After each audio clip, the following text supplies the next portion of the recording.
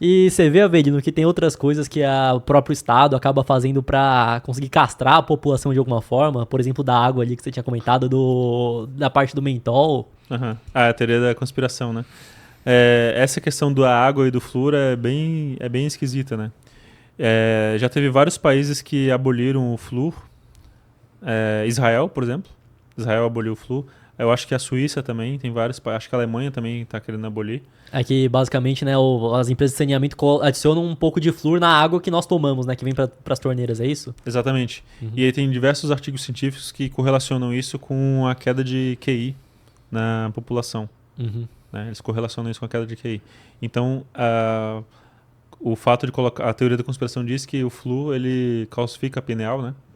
Calcifica a pineal e reduz o QI das pessoas. Então, elas não ficam com todo o potencial.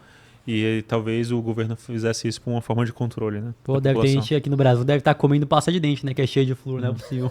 Mas mas assim, essa questão do Brasil é muito interessante. Eu vi um outro pesquisador falando, isso aí foi uma pesquisa mesmo, que ele acredita que uma das principais causas do QI da população de algumas populações ser muito baixa é o saneamento. Porque ele fala o seguinte, que quando uma criança ela está com o cérebro ainda em formação, um recém-nascido de 1 mês, 2 meses, 6 meses, 1 ano, está com o cérebro ainda em formação.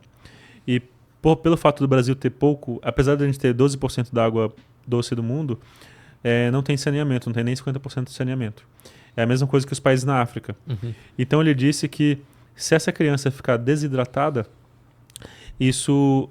o cérebro tem muita água. E aí a pesquisa dele disse que isso afetaria a criança para sempre. Uhum. Então ela teria um cérebro inferior por conta que ela teve alguma desidratação ou alguma diarreia ou alguma doença por conta de saneamento. Uhum. Então ele ele fez uma pesquisa lá tal e ele conseguiu pegar essa correlação de saneamento com QI. E ele até critica o governo, falando que saneamento é algo que não dá voto, porque fica tudo embaixo da terra, né? E que demora muitas vezes aí até É, ser feita a infraestrutura, esgoto, né? você não vê nenhum político falando que eu vou fazer o saneamento. Uhum. Não, isso daí, o saneamento no Brasil é muito. É algo que dá muito. Para as empresas dá retorno muito longo prazo também, né? Uhum. Então tem toda essa questão do QI aí. Aí tem outras coisas também, assim, isso aí já não é teoria da conspiração, que as pessoas devem evitar. Uma delas é o bisfenol, que é uma substância que está em alguns tipos de plástico. Ela é cancerígena e ela tem diversos malefícios, é neurotóxica e tal. O teflon também, né? Teflon ali, você tem aquela frigideira com aquela tintazinha ali. Aquilo ali é o que é teflon. pra não grudar, né? Uhum.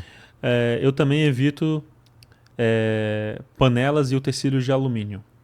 Por quê? Porque o Alzheimer, as pessoas que têm Alzheimer, elas têm um índice muito grande de alumínio no cérebro. Claro que tem muitas coisas assim no nosso dia a dia, por exemplo, isso aqui pode ser feito de alumínio e tal, que são de alumínio. E talvez não exista uma correlação direta de você de alguma forma as pessoas que têm Alzheimer têm alumínio no cérebro. Então isso aí eu não vi nenhum estudo científico disso, mas é uma crença pessoal minha de não utilizar utensílios de alumínio como panelas e colheres de alumínio, porque eu não quero aumentar o consumo de alumínio, porque talvez isso cause Alzheimer, entendeu? Então, mas isso aí não vi nenhum estudo científico sobre isso, é só uma teoria assim que eu penso mesmo, né? Agora a teoria da conspiração, sobre o mentol. O mentol, ele é um alcaloide, né? Ele é uma substância que é encontrada em algumas plantas, né? Que é o que dá o sabor da menta ali, daquela aquela bala de menta ali do House e tal. Tem várias balas de menta, tem o mentol, né? Do gosto da hortelã, né? Pasta de dente tem também. Pasta de dente. E aí eu vi alguns estudos, tem essa teoria do mentol, que é a teoria de que o Estado, as fábricas, as indústrias querem castrar a população. Né? Então o mentol está correlacionado à queda de testosterona no homem. E aí a teoria da conspiração se você parar para pensar, tudo tem mentol, né? E tudo que é de homem tem menta, né? Então creme de barbear, tem menta. Pasta de dente, menta. Enxaguante bucal, menta. Fio dental é mentolado. Palito de dente, tem a menta ali. Shampoo anti-caspa, é de menta. Cheirinho pro carro, é de menta e tal. Até pra pessoa fumar pod lá já vi gente falando que é gostinho de menta. Bala de menta. Aí a bala de macho é aquela que arra demais. Aquela preta lá é aquela do macho e tal. Pô, senão, né? Aí tudo é de menta, né? Diversas outras coisas de menta, sabor menta e tal. Aí eu vi essa pesquisa que um chá de hortelã, ele baixa a tua testosterona ali na hora, quase para 0. Caramba. E fizeram esse teste em ratos e já estão fazendo em humanos também. Então é isso, tudo para... a teoria da conspiração é tudo para castrar a população. Você vê que tem uma agenda, então, para que as pessoas tenham cada vez menos filhos? Então, por exemplo, que, querendo ou não, a taxa de natalidade do Brasil, se eu não me engano, foi para 1,5, né, por casal. 1,5, se você observar até os filmes, assim, né, eu não vou falar aqui o que é muito polêmico, né, mas filmes aí de Hollywood, de Netflix, realmente as pessoas não terem muitos filhos. E aí até aconteceu uma situação engraçada que eu fui no dentista esses dias fazer uma limpeza. E aí a dentista perguntou, você quer a pasta de dente de menta ou de tutti-frutti? Eu falei de tutti-frutti. Aí ela começou a rir e tal, eu expliquei pra ela. Porque a de menta é a de macho e tal, né? Mas só que é o que reduz a testosterona. Então tem todas essas... A gente tem que tomar muito cuidado aí com a alimentação, né? Teflon, bisfenol, flúor. A pasta de dente que eu uso não tem flúor, por exemplo. Eu uso pasta de dente sem flúor. E é fácil de achar essas daí? Que eu não, é fácil, é bem fácil. Tu vai na Amazon, no Mercado Livre, você encontra. Já tem hoje em alguns supermercados também. Que no mercado eu não costumo ver dessa daí. E outro fator que eu tinha visto que era da Europa, que estava pedindo para a população estocar alimentos. O que você vê aí? Eu já vi até um vídeo antigo no teu canal que você estocava alimentos. Você acha que é essencial para qualquer pessoa? Você acredita que por estar vindo uma crise aí, isso é extremamente necessário aí para todas as pessoas? Eu acho que principalmente as pessoas de mais baixa renda têm que ter esse hábito de estocar comida. Porque esse hábito de estocar comida, ele parece um hábito meio assim, estranho, né? Apocalíptico e tal. Mas antigamente, se você voltar em alguns séculos, isso era extremamente comum, as famílias terem despensas. Porque não existia supermercados como existem hoje, né? As coisas eram longe e tal para você. Então, por exemplo, a minha família, meu avô criou 10 filhos. E aí a minha avó, ela não tinha tantas coisas assim, industriais para consumir. A minha avó era descendente de italiano e polonês. Então ela fazia macarrão. Aí ela comprava lá o trigo, aí comprava as coisas, os ovos e tal. E aí fazia macarrão em casa. Então, e aí tinha dispensa. Meu avô também, o avô materno também tinha dispensa em casa. Então as pessoas tinham esse hábito de guardar comida. E é um hábito que vem desde lá dos antigos da humanidade, que é uma forma de poupança, né? Isso eu diria que foi a primeira invenção do capitalismo, foi a poupança. Nós tínhamos caçadores e coletores, nômades. Aí pessoal, vamos ficar aqui nessa caverna aqui?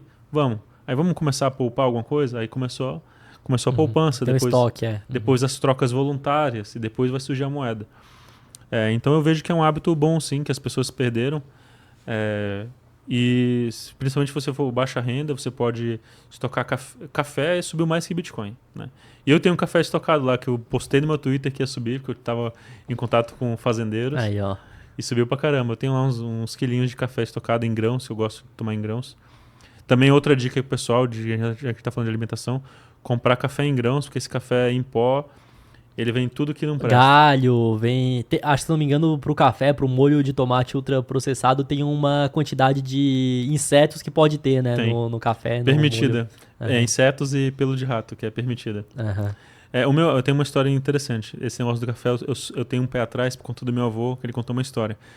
Meu avô, ele era eletricista, ele consertava motores e tal. E aí um dia ele foi numa fábrica de café, de moer café. E aí a máquina tinha dado pau lá, por isso que eles tinham chamado ele, né? Tinha dado pau no motor lá. E ele viu que tinha restos de milho dentro da máquina de café. Aí por isso que eu tenho essa teoria da conspiração. Se eles faziam isso naquela época, então hoje talvez eles façam também. E tem aquele café que é a torra dupla, algo assim, né? Que é o café bem preto mesmo. Que no final das contas, quando você torra uma vez, torra duas, torra três, você não sabe mais o sabor, não sabe o que tem lá dentro ali. Pode ter qualquer coisa mesmo, né? Então... as indústrias fazem isso para disfarçar os defeitos do café, né? Os defeitos, as falhas do café. Aí elas torram. Aí você não vê o bicho, a larva, ou as pedras, você come o caule. E o brasileiro acha que o café bom é o café preto mesmo, que é aquele lá mais que é pra, forte mais forte, que é pra macho mesmo, né? Parece que as indústrias gostam de enganar do mundo todo, né? Com esse negócio. Não, que isso aqui é pra macho mesmo. Aí você tem que desconfiar, né? Se falar que isso aqui é pra macho mesmo. Eu vou dar um outro exemplo. Eu não sei porque que veio esse exemplo na cabeça, mas tem bebida alcoólica aí. Que era feita com álcool, que não é aquele álcool... De limpeza? Que é aquele álcool perigoso que cega se a pessoa tomar. Aí esse aí é o álcool pra macho. Tá? O pra macho mesmo. Que é o corote, eu acho que tem uns corote que é assim, né? Aí é o pra macho. Não sei se o corote tá mais assim, que o corote virou Nutella. Agora tem corotezinho de sabor, subiu até o preço. O mendigo ficou puto, né? Que vai comprar um corote lá, subiu o preço. O mendigo não, quer dizer, o corote aqui era 25 centavos, 50 centavos, agora tá R$7, tá R$10. Aí o mendigo não gostou mesmo, né, Matheus? Exato, Pois é. E pra você que quer comprar criptomoedas ou investir no exterior, a parceira aqui do podcast é a Quantifury, corretora internacional 100% taxa zero. E fazendo seu primeiro investimento equivalente a $50, você ainda ganha uma recompensa em Bitcoin. É só escanear o QR Code que tá aqui na tela ou clicar no link da descrição.